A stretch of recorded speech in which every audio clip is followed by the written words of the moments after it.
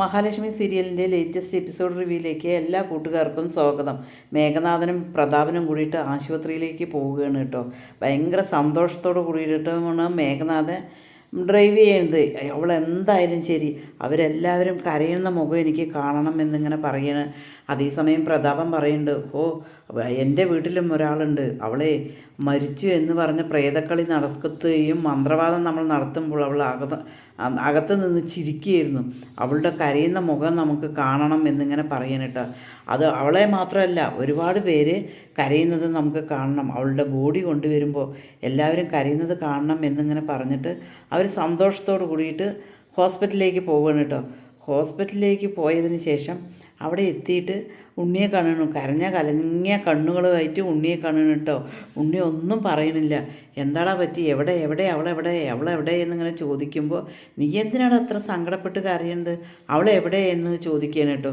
അതേസമയം ഒന്നും മിണ്ടില്ല ഉണ്ണി.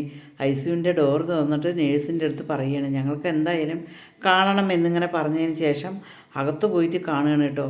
അകത്ത് പോയി കാണുമ്പോൾ തന്നെ എവിടെ പിന്നെ തട്ടുപൊളിഞ്ഞ് വീണ രോഗി എവിടെ ചോദിക്കും, ഇത് തന്നെയാണ് രോഗി എന്ന് പറഞ്ഞിട്ട് വാമദേവനെ കാണിച്ചു കൊടുക്കണം കേട്ടോ. അപ്പോഴാണ് അവർ ആ സത്യം മനസ്സിലാക്കുന്നത്. തട്ടുപൊളിഞ്ഞ് വീണിട്ട് മഹാലക്ഷ്മിക്കല്ല, വാമദേവനാണ് സംഭവിച്ചിരിക്കുന്നത് എന്ന്. എന്ത് ചെയ്യണമെന്നറിയാതെ മേഘനാഥനും പ്രതാപനും വാവിട്ട് കരയാണ് കേട്ടോ. അവർ 3 പേരും കൂടി കരയാണ്. എങ്ങനെ സംഭവിച്ചു എന്നിങ്ങനെ ഉണ്ണിയോട് ചോദിക്കുകയാണ് കേട്ടോ. അതേസമയം മഹാലക്ഷ്മി വീട്ടിലേക്ക് പോവുകയാണ് കേട്ടോ, കമലേശ്വരത്തേക്ക് പോവുകയാണ്. അതേസമയം കരുണ അവിടെ നിന്ന് വന്നിട്ടുണ്ട്. വീട്ടിൽ വന്നിട്ട് ദുർഗയോട് കാര്യങ്ങളെല്ലാം പറയാണ്. മേഘേട്ടൻ വിളിച്ചു എന്നും അച്ഛനോട് പറഞ്ഞു എന്നും അച്ഛൻ അതിനനുസരിച്ചിട്ട് ആശുപത്രി പോയിരിക്കുകയാണെന്നും അവളുടെ ജഡം ഇപ്പോൾ കൊണ്ടുവരും എന്നുമെല്ലാം ദുർഗയോട് പറഞ്ഞിരിക്കുകയാണ് കേട്ടോ. അങ്ങനെ ദുർഗ സന്തോഷത്തോടു കൂടിയിട്ട് ഇരിക്കുകയാണ്. അതേസമയം കണ്ണൻ്റെ കാറ് വരികയാണ് കേട്ടോ. കാറ് വരുമ്പോൾ ദുർഗ ഓടി ചെന്ന് പോയി നോക്കുമ്പോൾ നമ്മുടെ മഹാലക്ഷ്മി ഇങ്ങനെ ഇറങ്ങി നിൽക്കണം കേട്ടോ. ഡോറിൽ ഇറങ്ങി നിൽക്കണം കേട്ടോ. ഇറങ്ങി നിൽക്കുമ്പോൾ തന്നെ ദുർഗയും കരുണയാകെ അന്തം വിട്ട് പോവുകയാണ് കേട്ടോ. ഇവളല്ലേ തട്ടുപൊളിഞ്ഞ് വീണ് പറഞ്ഞിട്ട് വരുന്നല്ലോ എന്ന് പറഞ്ഞിട്ട് നിൽക്കുകയാണ്. ആ അന്തം വിട്ട് നിൽക്കുന്ന സമയത്ത് തന്നെ മഹാലക്ഷ്മി ചോദിക്കണ്ടേ, എന്തേ ഞാനല്ല തട്ടുപൊളിഞ്ഞ് വീണത്, ഞാൻ വീണു എന്ന് നിങ്ങൾ വിചാരിച്ചു, എനിക്ക് വെച്ച കെണിയിൽ തന്നെ നിങ്ങളുടെ ആങ്ങളെയാണ് വീണിരിക്കുന്നത് എന്നിങ്ങനെ പറയണം കേട്ടോ. അത് കേൾക്കുമ്പോൾ തന്നെ ദുർഗയും കരുണയാകെ ഞെട്ടിപ്പോവുകയാണ് കേട്ടോ. എന്താ സംഭവിച്ചത് എന്നുള്ളത്.